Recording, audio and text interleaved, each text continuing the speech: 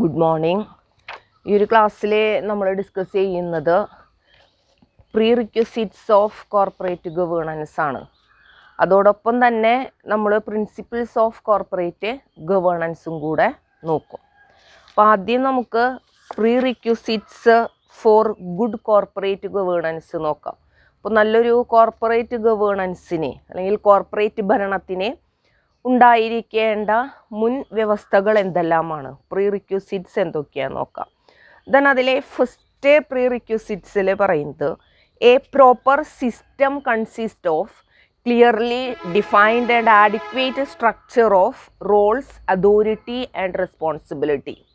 അതായത് റോളുകളും അധികാരവും ഉത്തരവാദിത്വവും ഇതെല്ലാം വളരെ കൃത്യമായിട്ട് ഡിഫൈൻ ചെയ്തിട്ടുള്ള ഒരു ആഡിക്വേറ്റ് സ്ട്രക്ചറോട് കൂടിയ ആഡിക്വേറ്റ് സ്ട്രക്ചർ അടങ്ങുന്ന അതോടുകൂടി ഉള്ള ഒരു ശരിയായിട്ടുള്ള സിസ്റ്റം അത് സ്ഥാപനത്തിനകത്ത് ഉണ്ടായിരിക്കണം. അതായത് ഓരോ പൊസിഷനിലുള്ള ആളുകളുടെയും അധികാര ഉത്തരവാദിത്തങ്ങളെക്കുറിച്ചും അല്ലെങ്കിൽ ഒരു സ്ഥാപനത്തിൽ വരുന്ന ഓരോരുത്തരുടെയും റോളുകൾ എന്തൊക്കെയാണ്, ദെൻ അവരുടെ അധികാര ഉത്തരവാദിത്തങ്ങൾ എന്തൊക്കെയാണ്, അതൊക്കെ വളരെ ക്ലിയറായിട്ട് ഡിഫൈൻ ചെയ്തിട്ടുള്ള ഒരു ആഡിക്വേറ്റ് സ്ട്രക്ചറോട് കൂടിയിട്ടുള്ള അതടങ്ങുന്ന ഒരു സിസ്റ്റം അത് സ്ഥാപനത്തിനകത്ത് ഉചിതമായിട്ടുള്ള ഒരു സിസ്റ്റം സ്ഥാപനത്തിനകത്ത് ഉണ്ടായിരിക്കണം. ദെൻ മറ്റൊരു പ്രീ റിക്വസിറ്റ്സ് പറയുന്നത് vision, principles, norms which indicate development path. Development path എന്ന് പറഞ്ഞു കഴിഞ്ഞാൽ വികസന പാതയാണ്. ദെൻ നോർമേറ്റീവ് കൺസിഡറേഷൻ, അതായത് നോർമേറ്റീവ് എന്ന് പറയുമ്പോൾ മാനദണ്ഡപരമായിട്ടുള്ള പരിഗണനകൾ, നോർമേറ്റീവ് കൺസിഡറേഷൻ. അതുപോലെ തന്നെ guidelines and norms for performance, പെർഫോമൻസിന് വേണ്ട മാർഗനിർദ്ദേശങ്ങളും മാനദണ്ഡങ്ങളും. ഇതെല്ലാം സൂചിപ്പിക്കുന്ന, ഇതെല്ലാം ഇൻഡിക്കേറ്റ് ചെയ്യുന്ന വിഷൻ, പ്രിൻസിപ്പിൾസ് ആൻഡ് നോംസ് വേണം. അപ്പോൾ സ്ഥാപനത്തിൻ്റെ വിഷനും അതുപോലെ തന്നെ അവരുടെ പ്രിൻസിപ്പിൾസും അവരുടെ നോംസ് എല്ലാം തന്നെ എന്ത് സൂചിപ്പിക്കുന്നതായിരിക്കണം, ആ കോർപ്പറേറ്റിൻ്റെ ഡെവലപ്മെൻറ്റ് പാത്ത്, അതുപോലെ തന്നെ അവരുടെ പെർഫോമൻസിന് വേണ്ട norms and guide lines, normative considerations ഇതൊക്കെ സൂചിപ്പിക്കുന്നതായിരിക്കണം. അപ്പോൾ അത്തരത്തിലുള്ള ഒരു പ്രിൻസിപ്പിൾസും നോംസും അതുപോലെ തന്നെ വാല്യൂസും വേണം സ്ഥാപനത്തിനകത്ത്. പിന്നെ വരുന്നത് proper system of guiding, monitoring, reporting and controlling ആണ്. അപ്പോൾ കോർപ്പറേറ്റിനകത്ത് വരുന്ന ഓരോരുത്തരെയും ഗൈഡ് ചെയ്യുന്നതിന് വേണ്ടിയിട്ടും അവരുടെ പെർഫോമൻസ് മോണിറ്റർ ചെയ്യുന്നതിന് വേണ്ടിയിട്ടും അതുപോലെ തന്നെ പ്രോപ്പർ റിപ്പോർട്ടിങ്ങിന് വേണ്ടിയിട്ടും കൺട്രോളിങ്ങിനൊക്കെ ആയിട്ടുള്ള ഒരു ഉചിതമായിട്ടുള്ള ഒരു സിസ്റ്റം അവിടെ വേണം. അപ്പോൾ ഇത്രയും കാര്യങ്ങളുണ്ടെങ്കിലേ ആ സ്ഥാപനത്തിനകത്ത് നല്ലൊരു കോർപ്പറേറ്റ് ഭരണം കൊണ്ടുവരാനായിട്ട് സാധിക്കുള്ളൂ. അപ്പോൾ ഇങ്ങനെ 3 പ്രീ റിക്വസിറ്റ്സ് ആണ് നമുക്ക് പറയുന്നത്. ദെൻ നെക്സ്റ്റ് നമ്മുടെ ടോപ്പിക് എന്ന് പറയുന്നത് റെഗുലേറ്ററി ആൻഡ് വോളണ്ടറി ആക്ഷൻസ് ആണ്. റെഗുലേറ്ററി ആൻഡ് വോളണ്ടറി ആക്ഷൻസിലെ പറയുന്നത് ഇപ്പോൾ organisation and economic cooperation and development, OECD എന്ന് പറയും. OECD organisation and economic cooperation and development ആണ്. They formed the Business Sector Advisory Group in 1996. 1996 business sector advisory group form ചെയ്തിട്ടുണ്ടായിരുന്നു. അതോടൊപ്പം തന്നെ good corporate ഗവേണൻസിൻ്റെ വേണ്ട ഒരു കോർ പ്രിൻസിപ്പിൾസ് ഉണ്ടല്ലോ, അതിന് വേണ്ടതായിട്ടുള്ള ഒരു കൂട്ടം പ്രിൻസിപ്പിൾസ്, അതിൻ്റെ കോർ പ്രിൻസിപ്പിൾസ് അത് ഡിസ്റ്റിൽ ചെയ്യുന്നതിന് വേണ്ടിയിട്ട് അല്ലെങ്കിൽ അത് തയ്യാറാക്കുന്നതിന് വേണ്ടിയിട്ട് ഒരു ടാസ്ക് ഫോഴ്സിനെയും അവരെ രൂപീകരിച്ചിട്ടുണ്ടായിരുന്നു. അപ്പോൾ organisation and economic cooperation and development formed the Business Sector Advisory Group in 1996 and also formed a task force to distill a set of core principles for cooperative governance. അപ്പോൾ ഒരു ഗുഡ് കോർപ്പറേറ്റ് ഗവേണൻസ് അല്ലെങ്കിൽ ഒരു നല്ല company ഭരണത്തിന് വേണ്ട principles അത് set ചെയ്യുന്നതിന് വേണ്ടിയിട്ട് രൂപീകരിച്ചിട്ടു. അപ്പോൾ ഈ ഒരു അഡ്വൈസറി ഗ്രൂപ്പിൻ്റെ റിപ്പോർട്ട് എംഫസൈസ് ചെയ്യുന്നത് എന്താണെന്ന് വെച്ച് കഴിഞ്ഞാൽ good corporate governance can be achieved through A combination of regulatory and voluntary actions. അപ്പോൾ അവരുടെ റിപ്പോർട്ടിൽ അവർ എംഫസൈസ് ചെയ്യുന്നത് എന്താണ്, റെഗുലേറ്ററി ആൻഡ് വോളണ്ടറി ആക്ഷൻസിൻ്റെ. അപ്പോൾ റെഗുലേറ്ററി ആക്ഷൻ്റെയും വോളണ്ടറി ആക്ഷൻ്റെയും ഒരു സംയോജനത്തിലൂടെ മാത്രം, ഇത് രണ്ടും കൂടെ ചേർന്നാൽ മാത്രമേ ഒരു മികച്ച കോർപ്പറേറ്റ് ഭരണം കാഴ്ചവെക്കാനായിട്ട് സാധിക്കുള്ളൂ. അപ്പോൾ അത് ഒരു മികച്ച കോർപ്പറേറ്റ് ഭരണം നമുക്ക് അച്ചീവ് ചെയ്യാനായിട്ട് കൈവരിക്കാനായിട്ട് കഴിയുകയുള്ളൂ. അപ്പോൾ അതിനാണ് അവരുടെ റിപ്പോർട്ട് കൂടുതലായിട്ട് ചെയ്യുന്നത്. അപ്പോൾ നമുക്ക് അവരുടെ ആ ഒരു റെഗുലേറ്ററി സൈഡിലെ അവരെ ഫോക്കസ് ചെയ്തിട്ടുള്ള കാര്യങ്ങൾ എന്ന് പറയുന്നത്, ഒന്ന് സ്വമേധയുള്ള പ്രവർത്തനങ്ങളാണ്, സ്ഥാപനങ്ങൾ എടുക്കണം വോളണ്ടറി ആക്ഷൻസ്. പിന്നെ അവരുടെ റെഗുലേറ്ററി സൈഡിൽ നിന്നുള്ള അവരുടെ ഫോക്കസ് എന്ന് പറയുന്നത് ഒന്ന് ഫെയർനെസ് ആണ്. Fairness, transparency, accountability and responsibility, ഈ 4 കാര്യങ്ങളാണ് അവരതിൽ പറയുന്നത്. അപ്പോൾ അതിലെ ഫെയർനെസ്സിൽ പറയുന്നത് ഷെയർ ഹോൾഡേഴ്സിൻ്റെ റൈറ്റ്സ് പ്രൊട്ടക്റ്റ് ചെയ്യണം, അതുപോലെ തന്നെ മറ്റേ റിസോഴ്സ് പ്രൊവൈഡേഴ്സുമായിട്ടുള്ള കോണ്ടാക്റ്റിൻ്റെ എൻഫോഴ്സിബിലിറ്റി എൻഷുർ ചെയ്യുക, ഉറപ്പുവരുത്തുക. അപ്പോൾ അതൊക്കെയാണ് ഇതിലെ വരുന്നത് ഫെയർനെസ് എന്നുള്ളതുകൊണ്ട് അവർ ഉദ്ദേശിക്കുന്നത്. ട്രാൻസ്പാരൻസിയിൽ അവർ പറയുന്നത് അവർ ഈ കോർപ്പറേറ്റിൻ്റെ ഫിനാൻഷ്യൽ പെർഫോമൻസിനെ സംബന്ധിച്ചിട്ടുള്ള ആഡിക്വേറ്റ് ഇൻഫോർമേഷൻസ് കറക്റ്റ് ടൈമിൽ അത് ഡിസ്ക്ലോഷർ ചെയ്യണം എന്നുള്ളതാണ് ട്രാൻസ്പാരൻസി. അപ്പോൾ ഫിനാൻഷ്യൽ പെർഫോമൻസിനെ കുറിച്ചിട്ട് ആർക്കറിയാൻ പറ്റണം, ഇൻട്രസ്റ്റഡ് ഗ്രൂപ്പിനെ കിട്ടണം. അപ്പോൾ അതിനെ ആഡിക്വേറ്റ് ആയിട്ടുള്ള ഇൻഫോർമേഷൻസ് അത് ടൈംലി ഡിസ്ക്ലോഷർ അതിൻ്റെ വേണം എന്നുള്ളതാണ് പറയുന്നത്. പിന്നെ അക്കൗണ്ടബിലിറ്റിയിൽ പറയുന്നത് clarifying governance roles and responsibilities ആണ്. അതായത് ഭരണപരമായിട്ടുള്ള റോളുകളും ഉത്തരവാദിത്വങ്ങളും എന്താകണം, അത് ക്ലാരിഫൈ ചെയ്യണം, അത് വ്യക്തമാക്കണം. അതോടൊപ്പം തന്നെ supporting voluntary effort to ensure the alignment of managerial and shareholders interest. Managerial ഇൻട്രസ്റ്റും ഷെയർ ഹോൾഡേഴ്സ് ഇൻട്രസ്റ്റിൻ്റെയും ഒരു അലൈൻമെൻറ്റ് അത് ഉറപ്പുവരുത്തുന്നതിന് വേണ്ടിയിട്ട് വോളണ്ടറി എഫേർട്ടുകൾ ഉണ്ടല്ലോ, അത് രണ്ടുമേ അത് എൻഷുർ ചെയ്യാനായിട്ട് മാനേജേഴ്സിൻ്റെ താല്പര്യങ്ങളും ഷെയർ ഹോൾഡേഴ്സിൻ്റെ ഇൻട്രസ്റ്റ്, ഇതിൻ്റെ ആ ഒരു അലൈൻമെൻറ്റ് അത് ഉറപ്പുവരുത്താൻ വേണ്ടിയിട്ട് എന്ത് ചെയ്യണം, വോളണ്ടറി എഫേർട്സിനെ സപ്പോർട്ട് ചെയ്യണം. അപ്പോൾ അതാണ് അക്കൗണ്ടബിലിറ്റിയിൽ ഉദ്ദേശിക്കുന്നത്. ഇനി റെസ്പോൺസിബിലിറ്റി എന്ന് പറയുമ്പോൾ അവിടെ ഉദ്ദേശിക്കുന്നത് വെച്ചിങ്ങനെ സമൂഹത്തിൻ്റെ, നമുക്കറിയാം സൊസൈറ്റീസിനോട് ചില റെസ്പോൺസിബിലിറ്റീസ്, ഉത്തരവാദിത്വങ്ങൾ ഒരു കോർപ്പറേറ്റിനെ വരുന്നുണ്ട്. അപ്പോൾ ആ സൊസൈറ്റീസിൻ്റെ മൂല്യങ്ങൾ റിഫ്ലക്റ്റ് ചെയ്യുന്ന, അത് പ്രതിഫലിക്കുന്ന മറ്റ് നിയമങ്ങളും ചട്ടങ്ങളൊക്കെ വരുന്നുണ്ട്, അത് പാലിക്കുന്നുണ്ട് എന്നുള്ളത് ഉറപ്പുവരുത്തണം. റെസ്പോൺസിബിലിറ്റീസിൽ അതാ പറയുന്നത്. ഇപ്പോൾ ഏതൊരു സൊസൈറ്റിയിലാണോ ആ കോർപ്പറേറ്റ് ഓർ സ്ഥാപനം പ്രവർത്തിക്കുന്നത്, ആ സമൂഹത്തോടുള്ള ഒബ്ജക്റ്റീവ്സ്, ആ സൊസൈറ്റിയുടെ ലക്ഷ്യങ്ങൾ ഉൾപ്പെടെയുള്ള സോഷ്യൽ വാല്യൂസ് അത് റിഫ്ലക്റ്റ് ചെയ്യുന്ന അല്ലെങ്കിൽ പ്രതിഫലിക്കുന്ന മറ്റ് ലോസ് ആൻഡ് റെഗുലേഷൻസ്, നിയമങ്ങളും ചട്ടങ്ങളും അത് പരിപാലിക്കുന്നുണ്ട് എന്നുള്ളത് ഉറപ്പുവരുത്തുക. അതാണ് റെസ്പോൺസിബിലിറ്റീസിൽ വരുന്നത്. അപ്പോൾ റെഗുലേറ്ററി സൈഡിലെ അവരെ ഈ 4 കാര്യങ്ങൾക്കാണ് ഫോക്കസ് നൽകുന്നത്: fairness, transparency, accountability and responsibility. Then next വരുന്നത് Birla committee on corporate governance ആണ്. അപ്പോൾ കോർപ്പറേറ്റ് ഗവേണൻസുമായി ബന്ധപ്പെട്ടിട്ടുള്ള ഒരു കമ്മിറ്റിയാണ് ബിർള കമ്മിറ്റി എന്ന് പറയുന്നത്. ബിർള കമ്മിറ്റി രൂപീകരിക്കുന്നത് 1999 1999 ബിർള കമ്മിറ്റി രൂപീകരിക്കുന്നത്. സെബിയാണ് ഇത് രൂപീകരിച്ചിട്ടുള്ളത്. Stock exchange board of India setup ചെയ്തിട്ടുള്ള കമ്മിറ്റിയാണ്.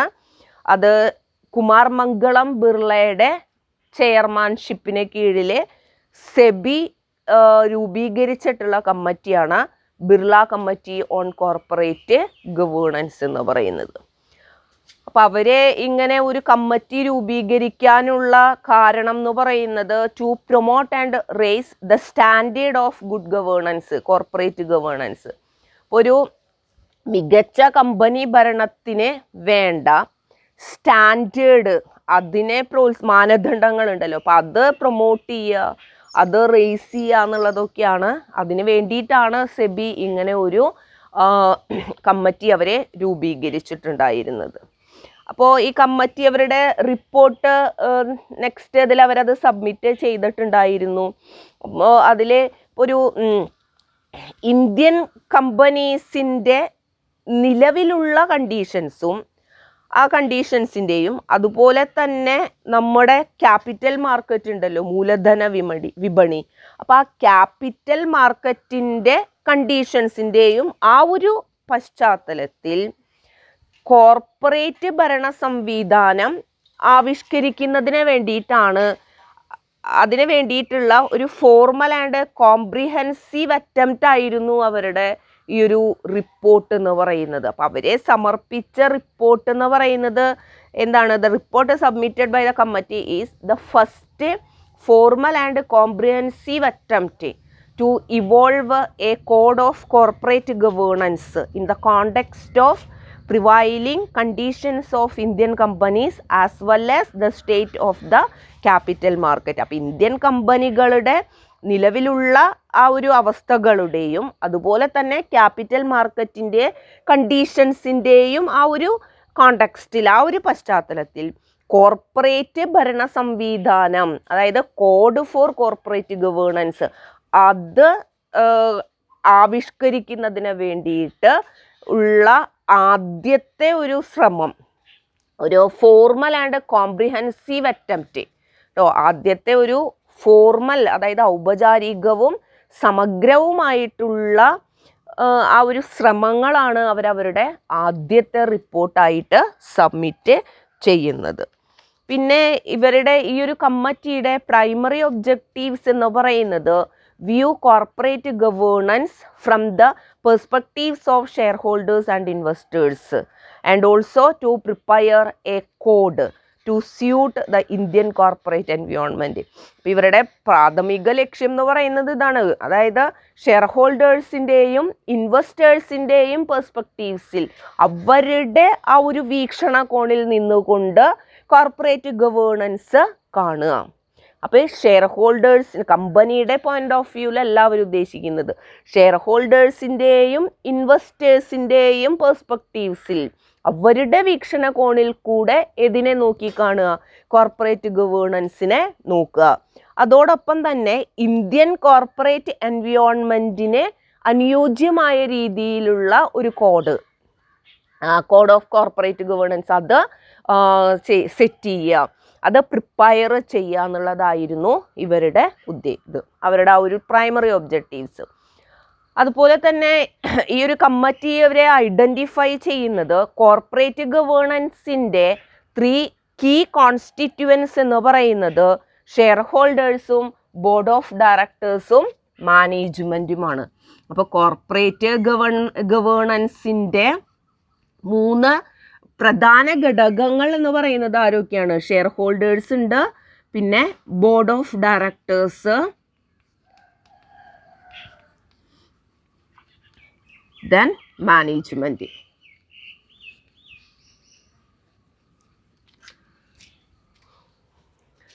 ബോർഡ് ഓഫ് ഡയറക്ടേഴ്സ്, മാനേജ്മെൻറ്റ്, ഇവർ 3 പേരുമാണ് ഏത് വരുന്നത്? കോർപ്പറേറ്റ് ഗവേണൻസിൻ്റെ കീ കോൺസ്റ്റിറ്റ്യുവൻസ് അല്ലെങ്കിൽ അവരുടെ പ്രധാന ഘടകങ്ങൾ എന്ന് പറയുന്നത്.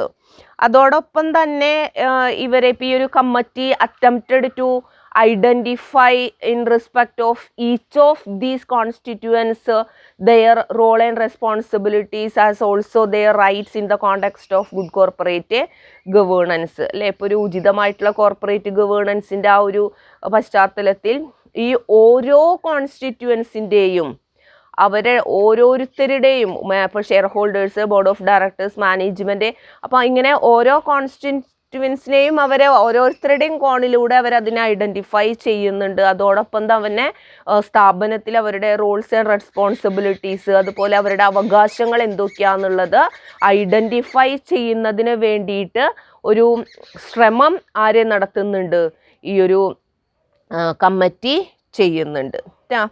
അപ്പോൾ ഓരോ കോൺസ്റ്റിറ്റ്യുവൻസിൻ്റെയും അവസ്ഥ അവരെന്ത് ചെയ്യുന്നുണ്ട്, തിരിച്ചറിയാനായിട്ട് അല്ലെങ്കിൽ അത് ഐഡൻറ്റിഫൈ ചെയ്യാനായിട്ടുള്ള ഒരു ശ്രമം ഈ ഒരു കമ്മിറ്റി നടത്തിയിട്ടുണ്ട്. അപ്പം നമ്മൾ പറഞ്ഞല്ലോ, പ്രൈമറി ഒബ്ജക്റ്റീവ്സ് എന്ന് പറയുന്നത് തന്നെ ഷെയർ ഹോൾഡേഴ്സിൻ്റെയും ഇൻവെസ്റ്റേഴ്സിൻ്റെയും ഒക്കെ ആ ഒരു പെർസ്പെക്റ്റീവ്സിലൂടെ ഈ ഒരു കോർപ്പറേറ്റ് ഗവേണൻസിനെ നോക്കി കാണുക എന്നുള്ളതാണ്.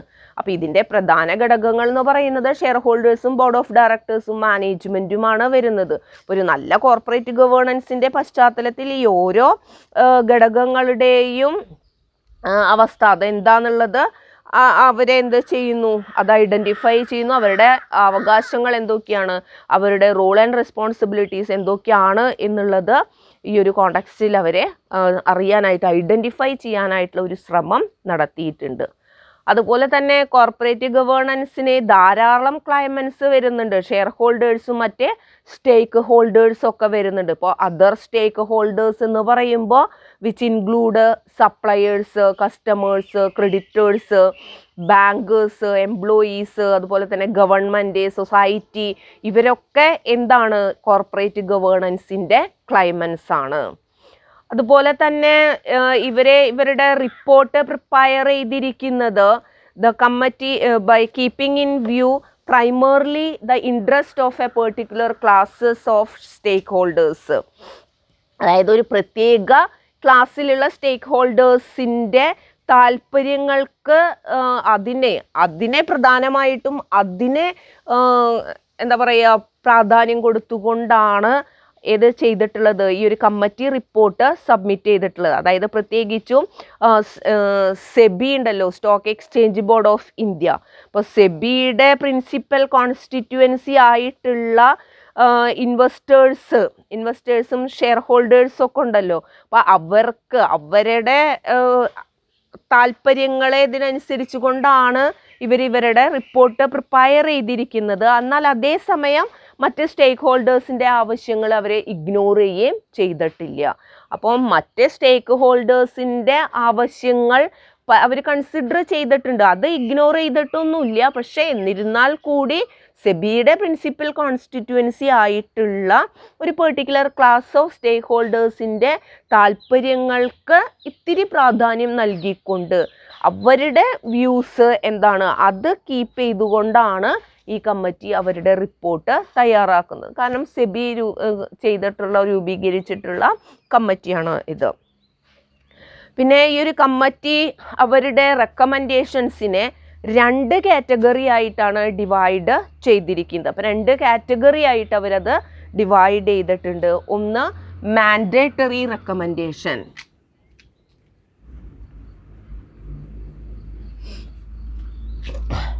mandatory recommendation.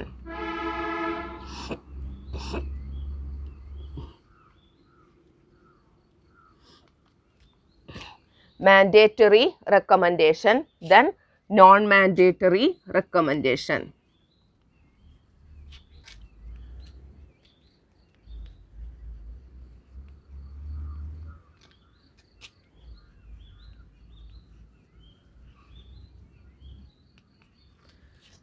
Mandatory and non mandatory recommendations എന്ന് പറഞ്ഞിട്ട് 2 ആയിട്ട് ഇവരുടെ റെക്കമെൻഡേഷൻസ് ഡിവൈഡ് ചെയ്തിട്ടുണ്ട്.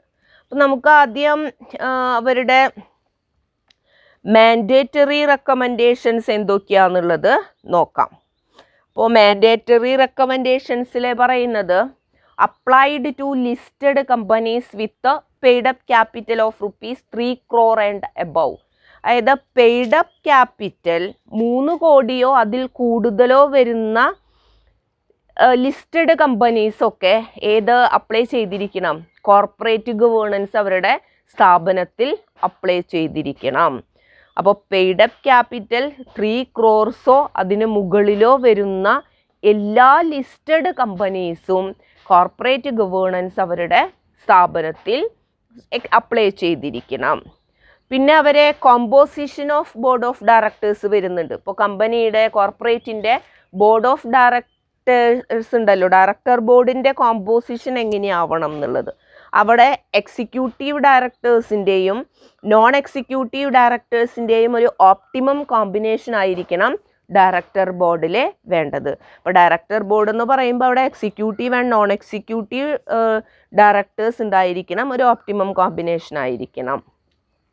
പിന്നെ അവരെ ഓഡിറ്റ് കമ്മിറ്റി വേണം എന്ന് പറയുന്നുണ്ട് സ്ഥാപനത്തിനകത്ത്. അതായത് ഓഡിറ്റ് കമ്മിറ്റിയിലെ 3 ഇൻഡിപെൻഡൻ്റ് ഡയറക്ടറോട് കൂടെയുള്ള ഒരു ഓഡിറ്റ് കമ്മിറ്റി വേണം. അതിൽ ഒരു ഡയറക്ടർക്ക് ഫിനാൻഷ്യൽ ആൻഡ് അക്കൗണ്ടിങ് നോളജ് ഉണ്ടായിരിക്കണം. അപ്പോൾ ഫിനാൻഷ്യൽ ആൻഡ് അക്കൗണ്ടിങ് നോളജോട് കൂടിയ ഒരു ഡയറക്ടർ വേണം കേട്ടോ. അപ്പോൾ അങ്ങനെ 3 ഇൻഡിപെൻഡൻ്റ് ഡയറക്ടർ അടങ്ങിയിട്ടുള്ളതായിരിക്കണം ഓഡിറ്റ് കമ്മിറ്റി. അപ്പോൾ ഓഡിറ്റ് കമ്മിറ്റിയിൽ 3 ഇൻഡിപെൻഡൻ്റ് ഡയറക്ടേഴ്സാണ്. അതിലൊരാൾക്ക് അക്കൗണ്ടിങ് ആൻഡ് ഫിനാൻഷ്യൽ നോളജ് വേണം. പിന്നെ റെമ്യൂണറേഷൻ കമ്മിറ്റി ഉണ്ടായിരിക്കണം. ഡയറക്ടേഴ്സിൻ്റെ റെമ്യൂണറേഷൻ നിശ്ചയിക്കുന്നതുമായി ബന്ധപ്പെട്ടിട്ടുള്ള തീരുമാനങ്ങളൊക്കെ എടുക്കുന്നതിന് വേണ്ടിയിട്ട് സ്ഥാപനത്തിനകത്ത് റെമ്യൂണറേഷൻ കമ്മിറ്റി ഉണ്ടായിരിക്കണം. പിന്നെ അവരുടെ ബോർഡ് പ്രൊസീജിയറിനെ കുറിച്ചിട്ട് പറയുന്നുണ്ട്, റെക്കമെൻഡ് ചെയ്യുന്നുണ്ട്. ബോർഡ് പ്രൊസീജിയറിൽ പറയുന്നത് ഇപ്പോൾ വർഷത്തിൽ 4 മീറ്റിങ്ങുകൾ ബോർഡ് അറ്റ്ലീസ്റ്റ് 4 മീറ്റിംഗ്സ് എങ്കിലും ബോർഡ് നടത്തിയിരിക്കണം. അതിലെ 2 മീറ്റിംഗ്സുകൾക്ക് തമ്മിലുള്ള ഗ്യാപ്പ് എന്ന് പറയുന്നത് മാക്സിമം 4 months ആകാനായിട്ട് പാടുള്ളൂ. അപ്പോൾ ചുരുങ്ങിയത് 4 മീറ്റിംഗെങ്കിലും ബോർഡ് കണ്ടക്ട് ചെയ്തിരിക്കണം. അതുപോലെ തന്നെ 2 മീറ്റിങ്ങുകൾക്കിടയിലുള്ള ഗ്യാപ്പ് എന്ന് പറയുന്നത്, മാക്സിമം ഗ്യാപ്പ് എന്ന് പറയുന്നത് 4 months ആണ്. അതിനപ്പുറത്തേക്ക് പോവാനായിട്ട് പാടില്ല. അപ്പോൾ വർഷത്തിൽ 4 മീറ്റിംഗ് നടത്തണം. അതിൽ 2 മീറ്റിങ്ങുകൾക്കിടയിലുള്ള ഗ്യാപ്പ് 4 മാസത്തിൽ കൂടാനാവാൻ പാടില്ല. അപ്പോൾ അവർക്ക് അതിനനുസരിച്ചിട്ട് അവർക്ക് 4 മീറ്റിംഗ് ഒരു വർഷത്തിൽ കണ്ടക്ട് ചെയ്യാവുന്നതാണ്. അതുപോലെ മീറ്റിങ്ങുകളിൽ അവരുടെ operation plan, capital budget, quarterly result, പിന്നെ minutes of the committee meeting തുടങ്ങിയിട്ടുള്ള കാര്യങ്ങളൊക്കെ അതിൻ്റെ റിവ്യൂ അവർ ചെയ്യണം. അപ്പോൾ അതാ റിവ്യൂ ചെയ്യുന്നതിന് വേണ്ടിയിട്ടാണ് ഏത് ചെയ്യുന്നത്, അത് പുനഃപരിശോധിക്കാനൊക്കെ ആയിട്ടാണ് ഇങ്ങനെ 4 മീറ്റിങ്ങുകൾ കണ്ടക്ട് ചെയ്യണം എന്ന് പറയുന്നത്. അപ്പോൾ ബോർഡ് പ്രൊസീജിയറിനെ കുറിച്ച് അവർ പറയുന്നുണ്ട്. പിന്നെ പറയുന്നത് മാനേജ്മെൻറ്റിനെ സംബന്ധിച്ചിട്ട്, മാനേജ്മെൻറ്റിൽ അവർ ഡിസ്കഷൻ ആൻഡ് അനാലിസിസ് ഒക്കെ നടത്തണം.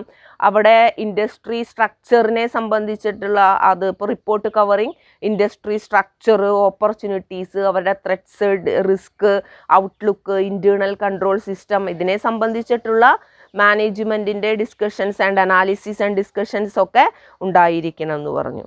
അതുപോലെ തന്നെ information sharing with share holders ആണ്. അപ്പോൾ ഷെയർ ഹോൾഡേഴ്സുമായിട്ട് ഇൻഫോർമേഷൻസ് ഷെയർ ചെയ്യണം.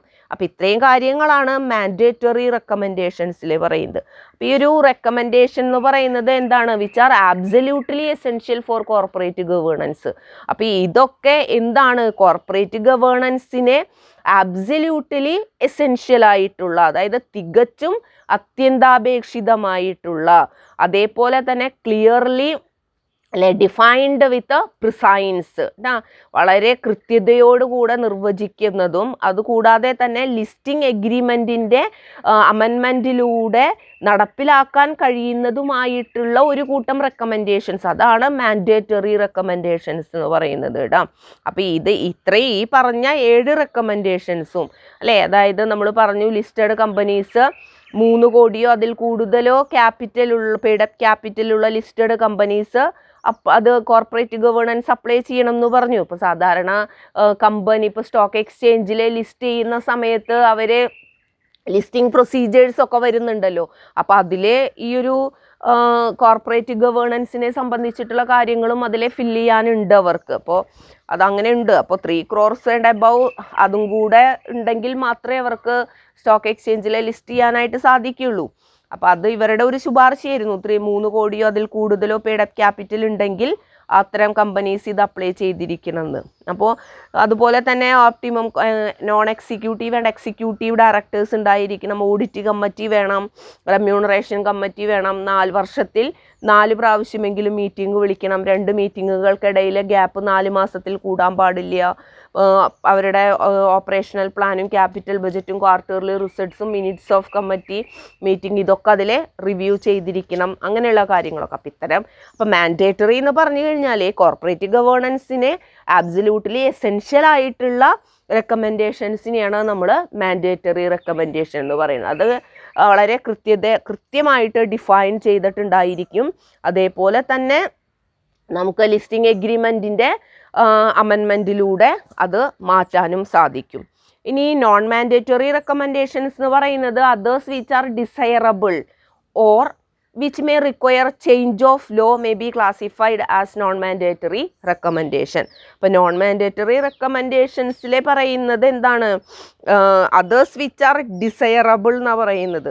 ഡിസൈറബിൾ ആയിട്ടുള്ളതോ അതേപോലെ തന്നെ നിയമത്തിലൂടെ നിയമമാറ്റം അല്ലേ, ചേഞ്ച് ഓഫ് ലോ ആണ് പറയുന്നത്. ചേഞ്ച് ഓഫ് ലോ അതായത് നിയമത്തിലൂടെ മാറ്റേണ്ടത്. അപ്പം അങ്ങനെ നിയമമാറ്റം ആവശ്യപ്പെടുന്നതോ ആയിട്ടുള്ള മറ്റ് റെക്കമെൻഡേഷൻസ് ആണ് ഇതിലെ വരുന്നത് നോൺ മാൻഡേറ്ററി റെക്കമെൻഡേഷൻസ് എന്ന് പറയുന്നത്. അപ്പം നോൺ മാൻഡേറ്ററി റെക്കമെൻഡേഷൻസിലെ പ്രധാനമായിട്ടും വരുന്നത് ഒന്ന് റോൾ ഓഫ് ചെയർമാനാണ്, ചെയർമാൻ്റെ റോള്, അതുപോലെ തന്നെ റെമ്യൂണറേഷൻ കമ്മിറ്റി ഓഫ് ബോർഡ്, പിന്നെ yearly financial half yearly financial പെർഫോമൻസിനെ കുറിച്ച് ഉള്ള ഡീറ്റെയിൽസും, അതുപോലെ തന്നെ postal ballot covering critical matters like alteration of memorandum etcetera. അപ്പോൾ അതിനെക്കുറിച്ചൊക്കെ ഉള്ള അതൊക്കെ ലഭിക്കുന്നതിനുള്ള ഷെയർ ഹോൾഡേഴ്സിൻ്റെ അവകാശം. അപ്പോൾ കാരണം ഹാഫ് ഇയർലി ഫിനാൻഷ്യൽ പെർഫോമൻസ് അത് റിസീവ് ചെയ്യാനുള്ള ഷെയർ ഹോൾഡേഴ്സിൻ്റെ റൈറ്റ്. അതുപോലെ തന്നെ നമുക്കിപ്പോൾ മെമ്മോറാണ്ടത്തിൽ ഓൾട്രേഷൻ വരുത്തുക, ആർട്ടിക്കിൾസിൽ ഓൾട്രേഷൻ വരുത്തുക, അങ്ങനെയുള്ള കീ ഏരിയാസിലൊക്കെ ഓൾട്രേഷൻസ് ഒക്കെ കൊണ്ടുവരിക. അപ്പം അങ്ങനെയുള്ള ക്രിട്ടിക്കൽ മാറ്റേഴ്സ് കവർ ചെയ്യുന്ന പോസ്റ്റൽ ബാലറ്റ്, അതിനൊക്കെയുള്ള ഷെയർ ഹോൾഡേഴ്സിൻ്റെ റൈറ്റ്സ്, അങ്ങനെയുള്ള കാര്യങ്ങളാണ് മാൻഡേറ്ററിയിൽ വരുന്നത്. പിന്നെ sale or wholly substantial part of undertaking, ഇപ്പോൾ കോർപ്പറേറ്റിൻ്റെ സെയിൽസോ അല്ലെങ്കിൽ അത് പൂർണ്ണമായിട്ടോ സബ്സ്റ്റാൻഷ്യലോ അത് വിൽക്കുന്നുണ്ടെങ്കിൽ അതിനെ സംബന്ധിച്ചിട്ടുള്ളത്, കോർപ്പറേറ്റ് റീസ്ട്രക്ചറിങ്, പിന്നെ further issue of capital, venturing into new business. അപ്പോൾ ഇതൊക്കെയാണ് ഏതിലെ വരുന്നത്? നോൺ മാൻഡേറ്ററി റെക്കമെൻഡേഷൻസിലെ വരുന്നത്. അപ്പോൾ ഇത്രയും കാര്യങ്ങൾ നോൺ മാൻഡേറ്ററി റെക്കമെൻഡേഷൻസിൽ വരുന്നുണ്ട്. അപ്പോൾ ഈ റെക്കമെൻഡേഷൻസ് എല്ലാം തന്നെ നമ്മൾ പറഞ്ഞു എല്ലാ listed private and public sector കമ്പനീസും അതുപോലെ തന്നെ അവരുടെ ഡയറക്ടേഴ്സും അവരുടെ മാനേജ്മെൻറ്റും എംപ്ലോയീസും പ്രൊഫഷണൽസും ഒക്കെ അപ്ലൈ ചെയ്തിരിക്കണം. എല്ലാ listed private and public sector companies അവരുടെ ഡയറക്ടർ ആ കമ്പനിയുടെ directors, management, employees, professional associated with such companies. അപ്പോൾ ആ കമ്പനിയുമായിട്ട് അത്തരം കമ്പനിയുമായിട്ട് ബന്ധപ്പെട്ടിട്ടുള്ള പ്രൊഫഷണൽസ് അവരെല്ലാം ഏത് അപ്ലൈ ചെയ്തിരിക്കണം? ഈ റെക്കമെൻഡേഷൻസ് അപ്ലൈ ചെയ്തിരിക്കണം. അതുപോലെ തന്നെ the committee recognises that compliance with the recommendation would involve restructuring the existing board of companies. ഈ ഒരു റെക്കമെൻഡേഷൻ അതിൻ്റെ കംപ്ലയൻസസ്, അതായത് ഈ ഒരു റെക്കമെൻഡേഷൻ പാലിക്കുന്നതിന് വേണ്ടിയിട്ട് അല്ലെങ്കിൽ അത് നടപ്പിലാക്കുന്നതിന് വേണ്ടിയിട്ട് നിലവിലുള്ള കമ്പനി ബോർഡുകൾ നമ്മൾ എന്ത് ചെയ്യേണ്ടി വരും? റീസ്ട്രക്ചർ ചെയ്യേണ്ടി വരും, പുനഃസംഘടിപ്പിക്കുന്നതിൽ അതും ആവശ്യമായിട്ട് വരും എന്നുള്ളതും ആരെ റെക്കഗ്നൈസ് ചെയ്തിട്ടുണ്ട്? ഈ ഒരു കമ്മിറ്റി റെക്കഗ്നൈസ് ചെയ്യുന്നുണ്ട്. അതേപോലെ തന്നെ സ്മോളർ കമ്പനീസ് ഉണ്ടല്ലോ, they will have difficulty in immediate complying with these conditions. അപ്പോൾ സ്മോളർ കമ്പനീസിനെ ഈ നിബന്ധനകളെല്ലാം തന്നെ ഇപ്പോൾ ഇമ്മീഡിയറ്റ് ആയിട്ട് അത് പാലിക്കാൻ അവർക്ക് പ്രയാസമുണ്ടായിരിക്കും എന്നുള്ളതും ആരെ മനസ്സിലാക്കുന്നുണ്ട്, ആരെ റെക്കഗ്നൈസ് ചെയ്യുന്നുണ്ട്, ഈ കമ്മിറ്റി അംഗീകരിക്കുന്നുണ്ട്. അപ്പോൾ അതും അവരെ ഇപ്പം ഇങ്ങനെ റെക്കമെൻഡേഷൻ അവരെ മാൻഡേറ്ററി ആൻഡ് നോൺ മാൻഡേറ്ററി, പിന്നെ അവരെ കമ്പൽ ചെയ്യുന്നു. Listed private and public sector companies അവർക്ക് ആ ഒരു paid up limit, capital limit ഉള്ള കമ്പനീസും അവരുടെ ഡയറക്ടേഴ്സൊക്കെ ഇത് അപ്ലൈ ചെയ്യണമെന്ന് പറയുന്നു. എന്നിരുന്നാൽ കൂടെ ബിഗ് കമ്പനീസിനെ സംബന്ധിച്ചിടത്തോളം അവരുടെ existing board of companies restructure ചെയ്യുന്നത് ഉൾപ്പെടെയുള്ള കാര്യങ്ങൾ ഇത് നടപ്പിലാക്കാനായിട്ട് അവർക്ക് ചെയ്യേണ്ടതായിട്ട് വരും. അപ്പം ഇത്രയും കാര്യങ്ങളാണ് നമുക്ക് ബിർള കമ്മിറ്റിയിൽ പറയുന്നത്. ദെൻ നെക്സ്റ്റ് നമുക്ക് കമ്മിറ്റീസ് ഓൺ കോർപ്പറേറ്റ് ഗവേണൻസ് നോക്കാം. അതിലൊരു ക്ലോസ് 49 വരുന്നുണ്ട്. ഇതുപോലെ തന്നെ ഇപ്പോൾ ബിർള കമ്മിറ്റി നമ്മൾ പറഞ്ഞു, അതേപോലെ തന്നെ നരേഷ് ചന്ദ്ര ആൻഡ് നാരായൺ മൂർത്തി കമ്മിറ്റി വരുന്നുണ്ട് ഈ ഒരു കോർപ്പറേറ്റ് ഗവേണൻസുമായി ബന്ധപ്പെട്ടിട്ട്. ബിർള കമ്മിറ്റി സെബിയാണ് അത് രൂപീകരിച്ചിരിക്കുന്നത് എന്ന് പറഞ്ഞു. അതേപോലെ തന്നെ Naresh Chandra and Narayan Murthy committee corporate ഗവേണൻസുമായിട്ട് ബന്ധപ്പെട്ട് വരുന്നുണ്ട്. അപ്പോൾ ഈ ഒരു കമ്മിറ്റിയാണ് നമ്മുടെ ഇന്ത്യൻ ലിസ്റ്റഡ് കമ്പനീസിലെ അപ്ലിക്കബിൾ ആയിട്ടുള്ള കോഡ് ആൻഡ് സ്റ്റാൻഡേർഡ്, കോർപ്പറേറ്റ് ഗവേണൻസിൻ്റെ കോഡ് ആൻഡ് സ്റ്റാൻഡേർഡ് വളരെ ഡീറ്റെയിൽഡ് ആയിട്ട് ഡിഫൈൻ ചെയ്തിട്ടുള്ള കമ്മിറ്റിയാണ് നരേഷ് ചന്ദ്ര ആൻഡ് നാരായൺ മൂർത്തി കമ്മിറ്റി.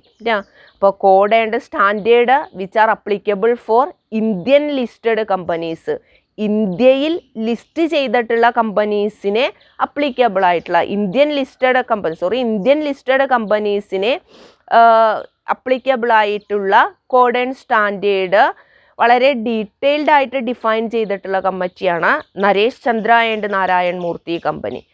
അവരെ കോർപ്പറേറ്റ് ഗവേണൻസിൻ്റെ ആ ഒരു ഇമ്പോർട്ടൻസ് അവരെ റെക്കഗ്നൈസ് ചെയ്യുന്നുണ്ട്. ഇപ്പോൾ കോർപ്പറേറ്റ് ഫിനാൻഷ്യൽ പ്രാക്ടീസസിലെ ഒരു ഇൻ്റഗ്രൽ പാർട്ടാണ് ഈ ഒരു കോർപ്പറേറ്റ് ഗവേണൻസ് എന്നുള്ളത് അവരെ റെക്കഗ്നൈസ് ചെയ്യുന്നുണ്ട്. അതുപോലെ തന്നെ നമ്മൾ നേരത്തെ പറഞ്ഞു സെബി അവരുടെ ലിസ്റ്റിംഗ് റിക്വയർമെൻറ്റ്സ് ഉണ്ടല്ലോ, ലിസ്റ്റിംഗ് എഗ്രിമെൻറ്റിൻ്റെ 49ാമത്തെ ക്ലോസ്, അതിലെ ക്ലോസ് 49, ഈ ക്ലോസ് 49 ലിസ്റ്റിംഗ് റിക്വയർമെൻറ്റ്സ് പറയുന്നുണ്ട്. ആ ലിസ്റ്റിംഗ് റിക്വയർമെൻറ്റ്സിലെ കോർപ്പറേറ്റ് ഗവേണൻസ് അവരെ കമ്പൽസറി ആക്കിയിട്ടുണ്ട്. അപ്പോൾ ലിസ്റ്റിംഗ് എഗ്രിമെൻറ്റിൻ്റെ ക്ലോസ് 49 ഉള്ള ലിസ്റ്റിംഗ് റിക്വയർമെൻറ്റ്സിൽ കോർപ്പറേറ്റ് ഗവേണൻസ് സെബി അത് കമ്പൽസറി, മാൻഡേറ്റഡ് ഓർ കമ്പൽസറി ആക്കിയിട്ടുണ്ട്.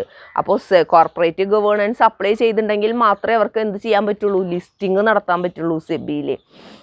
അതുപോലെ തന്നെ ഈ ഒരു clause 49 of the listing agreement to the Indian stock exchange അത് നിലവിൽ വരുന്നത് 31 ഡിസംബർ 2005 കേട്ടോ. 2005 ഡിസംബർ 31 ഇത് നിലവിൽ വരുന്നത്.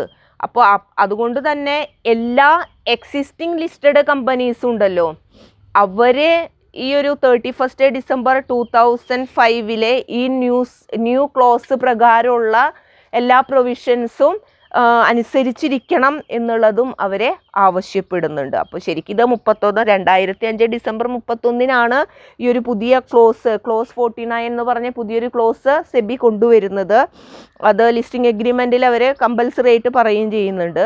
അപ്പോൾ അതിന് മുൻപ് ലിസ്റ്റ് ചെയ്തിട്ടുള്ള കമ്പനീസ് ഉണ്ടായിരിക്കുള്ളൂ. ആ എല്ലാ എക്സിസ്റ്റിംഗ് ലിസ്റ്റഡ് കമ്പനീസും ഏത് അനുസരിച്ചിരിക്കണം, ഈ ഒരു ന്യൂ ക്ലോസിലെ പ്രൊവിഷൻസ് അനുസരിച്ചിരിക്കണം എന്നുള്ളതും അവരെ പറയുന്നുണ്ട്. അപ്പോൾ നമുക്ക് നോക്കാം major provisions included in the new clause 49 എന്താണെന്നുള്ളത്. അപ്പോൾ ഇത് നിങ്ങൾ നരേഷ് ചന്ദ്ര ആൻഡ് നാരായൺ മൂർത്തി കമ്മിറ്റി എന്ന് പറഞ്ഞിട്ടാണ് നമുക്ക് വരുന്നത് കേട്ടോ. ബിർള കമ്മിറ്റി പോലെ തന്നെയുള്ള ഒരു പ്രധാനപ്പെട്ട കമ്മിറ്റിയാണ് കോർപ്പറേറ്റ് ഗവേണൻസുമായി ബന്ധപ്പെട്ടിട്ട്. അപ്പോൾ അതിലെ ഈ ഒരു അവരുടെ ഒരു ക്ലോസ് 49 മേജർ പ്രൊവിഷൻസ് എന്ന് പറയുന്നത്, ഒന്നാമത് പറയുന്നത് എന്താ വെച്ചിങ്ങനെ, board will lay down a code of conduct for all board members and senior management of the company to compulsory follow. അതായത് എല്ലാ ബോർഡ് മെമ്പേഴ്സിനും വേണ്ടിയിട്ട് എന്താ ചെയ്തിരിക്കണം, ഒരു കോഡ് ഓഫ് കണ്ടക്റ്റ്, അതായത് ഒരു പെരുമാറ്റച്ചട്ടം ബോർഡ് ലേ ഡൗൺ ചെയ്തിരിക്കണം അല്ലെങ്കിൽ രൂപീകരിച്ചിരിക്കണം. അത് സീനിയർ മാനേജേഴ്സ് ഉണ്ടല്ലോ, കമ്പനിയിലെ സീനിയർ മാനേജ്മെൻറ്റ് കമ്പൽസറി ആയിട്ട് അത് ഫോളോ ചെയ്തിരിക്കണം. അപ്പോൾ എല്ലാ ബോർഡ് മെമ്പേഴ്സിനും വേണ്ടിയിട്ടൊരു പെരുമാറ്റച്ചട്ടം അഥവാ കോഡ് ഓഫ് കണ്ടക്റ്റ് അവരെ പ്രിപ്പയർ ചെയ്തിരിക്കണം. എല്ലാ കമ്പനിയിലെ സീനിയർ മാനേജ്മെൻറ്റ് അത് നിർബന്ധമായിട്ടും ഫോളോ ചെയ്തിരിക്കണം. അതാണ് ഒരു പ്രൊവിഷൻ. മറ്റൊരു പ്രൊവിഷൻ പറയുന്നത് ഈ കമ്പനിയുടെ ഫിനാൻഷ്യൽ സ്റ്റേറ്റ്മെൻറ്റ്സുകളെല്ലാം തന്നെ ചീഫ് എക്സിക്യൂട്ടീവ് ഓഫീസറും ചീഫ് ഫിനാൻഷ്യൽ ഓഫീസറും സർട്ടിഫൈ ചെയ്തിരിക്കണം. അതുപോലെ തന്നെ കമ്പനിയുടെ ക്യാഷ് ഫ്ലോ സ്റ്റേറ്റ്മെൻറ്റും. ഇപ്പോൾ കമ്പനിയുടെ ഫിനാൻഷ്യൽ സ്റ്റേറ്റ്മെൻറ്റും ക്യാഷ് ഫ്ലോ സ്റ്റേറ്റ്മെൻറ്റും ചീഫ് എക്സിക്യൂട്ടീവ് ഓഫീസറും ചീഫ് ഫിനാൻഷ്യൽ ഓഫീസറും അത് സർട്ടിഫൈ ചെയ്തിരിക്കണം. ദെൻ മറ്റൊരു പ്രൊവിഷൻ പറയുന്നത് ഫിനാൻഷ്യൽ സ്റ്റേറ്റ്മെൻറ്റ് പ്രിപ്പയർ ചെയ്യുമ്പോൾ കമ്പനി നമ്മളിപ്പോൾ ഒരു എന്താ പറയുക, അവരെ ഫോളോ ചെയ്യുന്ന ആ ഒരു അക്കൗണ്ടിങ് സ്റ്റാൻഡേർഡ് ഉണ്ടല്ലോ. അപ്പോൾ company follow A treatment that is different from that the prescribed in the accounting standard. അപ്പോൾ ആ അക്കൗണ്ടിങ് സ്റ്റാൻഡേർഡിൽ പ്രിസ്ക്രൈബ് ചെയ്തിട്ടുള്ള ട്രീറ്റ്മെൻറ്റിൽ നിന്ന് വ്യത്യസ്തമായിട്ടുള്ള ട്രീറ്റ്മെൻറ്റാണ് കമ്പനി ഫോളോ ചെയ്യുന്നതെങ്കിൽ, അപ്പോൾ നമുക്ക് അക്കൗണ്ടിങ് സ്റ്റാൻഡേർഡ്സിനെ കുറിച്ചിട്ടൊക്കെ നിങ്ങൾ പഠിച്ചിട്ടുണ്ടായിരിക്കും. ഇന്ത്യൻ സ്റ്റാൻഡേർഡും ഇൻ്റർനാഷണൽ സ്റ്റാൻഡേർഡും IFRS സ്റ്റാൻഡേർഡും ഒക്കെ നമ്മൾ പഠിച്ചിട്ടുണ്ടായിരിക്കും. അപ്പോൾ അക്കൗണ്ടിങ് സ്റ്റാൻഡേർഡ് പ്രിസ്ക്രൈബ് ചെയ്തിട്ടുള്ള അക്കൗണ്ടിങ് സ്റ്റാൻഡേർഡ്, അപ്പോൾ അക്കൗണ്ടിങ് സ്റ്റാൻഡേർഡിൽ പ്രിസ്ക്രൈബ് ചെയ്തിട്ടുള്ള ആ ഫോം ഓഫ് ഇതിൽ നിന്ന് വ്യത്യസ്തമായിട്ടുള്ള ട്രീറ്റ്മെൻറ്റാണ് ഫിനാൻഷ്യൽ സ്റ്റേറ്റ്മെൻറ്റ് പ്രിപ്പയർ ചെയ്യുന്നതിനെ കമ്പനി ഫോളോ ചെയ്യുന്നതെങ്കിൽ അത് ഫിനാൻഷ്യൽ സ്റ്റേറ്റ്മെൻറ്റിൽ ഡിസ്ക്ലോസ് ചെയ്തിരിക്കണം. അതുപോലെ തന്നെ അവരുടെ ആനുവൽ റിപ്പോർട്ടുണ്ട്. ഈ കോർപ്പറേറ്റ് ഗവേണൻസിൻ്റെ ആനുവൽ റിപ്പോർട്ടിലെ കോർപ്പറേറ്റ് ഗവേണൻസ് റിപ്പോർട്ട് എന്ന് പറഞ്ഞിട്ട് അവർ ചെയ്യുന്നുണ്ട്. അതിലതിൻ്റെ എക്സ്പ്ലനേഷനും കൊടുക്കണം. അപ്പോൾ നമ്മൾ പ്രിസ്ക്രൈബ് ചെയ്തിട്ടുള്ള അതായത് സാധാരണ ഇപ്പോൾ അക്കൗണ്ടിങ് സ്റ്റാൻഡേർഡിൽ പറഞ്ഞിരിക്കുന്ന മെത്തേഡിൽ നിന്ന് അല്ലെങ്കിൽ ആ ഒരു ട്രീറ്റ്മെൻറ്റിൽ നിന്ന് വ്യത്യസ്തമായ രീതിയിലാണ് അവർ ഫിനാൻഷ്യൽ സ്റ്റേറ്റ്മെൻറ്റ് തയ്യാറാക്കുന്നതെങ്കിൽ അത് ഫിനാൻഷ്യൽ സ്റ്റേറ്റ്മെൻറ്റിൽ ഡിസ്ക്ലോസ് ചെയ്യണം. Management should also provide an explanation four doing so in the corporate governance report of the annual report. അതിൻ്റെ എക്സ്പ്ലനേഷൻ കൊടുക്കണം, എന്തുകൊണ്ടാണ് ഇതിൽ നിന്ന് വ്യത്യസ്തമായിട്ട് ട്രീറ്റ്മെൻറ്റ് ഫോളോ ചെയ്യുന്നു എന്നുള്ളത്. ദെൻ നെക്സ്റ്റ് പറയുന്നത് കമ്പനി അവരുടെ ബോർഡ് മെമ്പേഴ്സിനെ ഇൻഫോം ചെയ്യുന്നതിന് വേണ്ടിയിട്ട്, അതായത് റിസ്ക് മാനേജ്മെൻറ്റിനെ കുറിച്ചിട്ടും മിനിമൈസേഷൻ പ്രൊസീജിയേഴ്സിനെ കുറിച്ചിട്ടും ബോർഡ് മെമ്പേഴ്സിനെ ഇൻഫോം ചെയ്യുന്നതിനുള്ള ഒരു പ്രൊസീജിയർ അവരെ ലേ ഡൗൺ ചെയ്തിരിക്കണം. അപ്പോൾ company will have to lay down procedures for informing the board members about the risk management and minimisation procedures. Then മറ്റൊരു പ്രൊവിഷൻ അവർ പറയുന്നത്, ഇനി പബ്ലിക് ഇഷ്യൂസിലൂടെയാണ് നമ്മൾ ഫണ്ട് റേസ് ചെയ്യുന്നത് അല്ലെങ്കിൽ മണി റേസ് ചെയ്യുന്നതെങ്കിൽ, അങ്ങനെയാണെങ്കിൽ എന്ത് ചെയ്തിരിക്കണം, company will have to disclose the uses or application of fund according to major categories as part of quarterly disclosure of financial statement.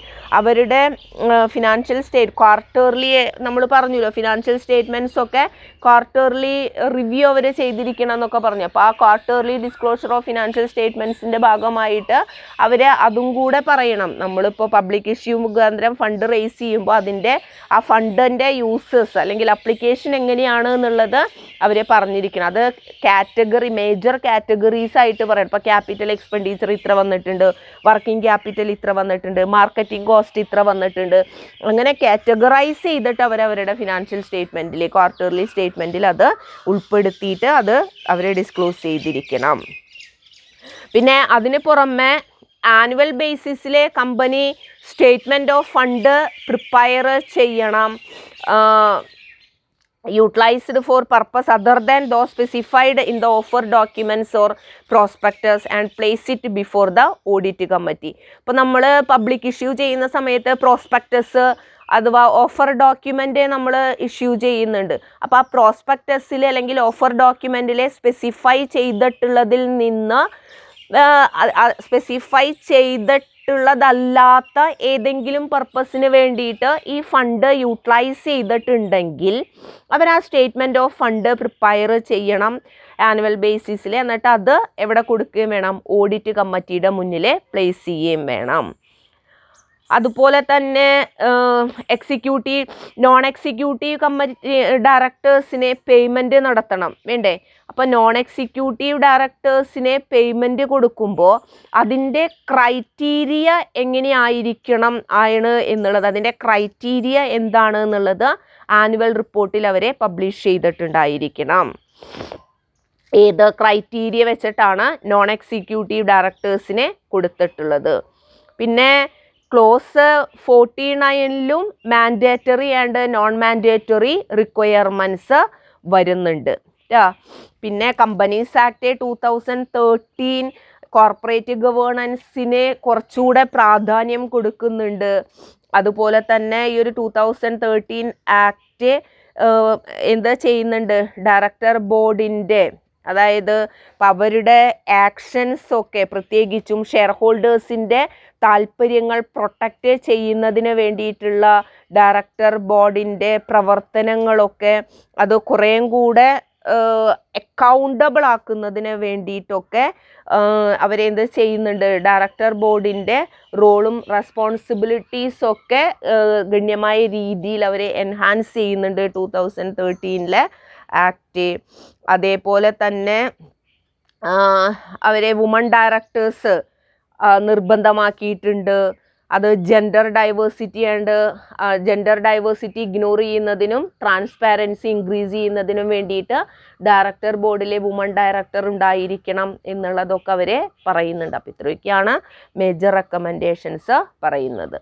അപ്പോൾ നമ്മൾ ഈ ഒരു ക്ലാസ്സിലെ പ്രധാനമായിട്ടും ഡിസ്കസ് ചെയ്തിട്ടുള്ള കാര്യങ്ങൾ എന്ന് പറയുന്നത്, ഒന്ന് നമ്മൾ കോർപ്പറേറ്റ് ഗവേണൻസിൻ്റെ പ്രീ റിക്വസിറ്റ്സ് എന്താണെന്ന് പറഞ്ഞു. പിന്നെ അവരുടെ റെഗുലേറ്ററി ആക്ഷൻസ് എന്താണെന്നുള്ളത്, വോളണ്ടറി ആക്ഷൻസ് എന്താണെന്നുള്ളത് നമ്മൾ പറഞ്ഞു. പിന്നെ പ്രധാനമായിട്ടും നമ്മൾ കണ്ടത് കമ്മിറ്റീനെ കുറിച്ചിട്ടാണ്. കോർപ്പറേറ്റ് ഗവേണൻസുമായി റിലേറ്റഡ് ആയിട്ടുള്ള 2 കമ്മിറ്റീനെ കുറിച്ചിട്ടാണ് നമ്മൾ പറഞ്ഞത്. ബിർള കമ്മിറ്റിയും പറഞ്ഞു, അതോടൊപ്പം തന്നെ നരേഷ് ചന്ദ്ര ആൻഡ് നാരായൺ മൂർത്തി കമ്മിറ്റീനെ കുറിച്ചും പറഞ്ഞു. അപ്പോൾ അടുത്തൊരു ക്ലാസ്സിൽ നമുക്ക് പുതിയൊരു ടോപ്പിക്കുമായിട്ട് വീണ്ടും കാണാം. Thank you.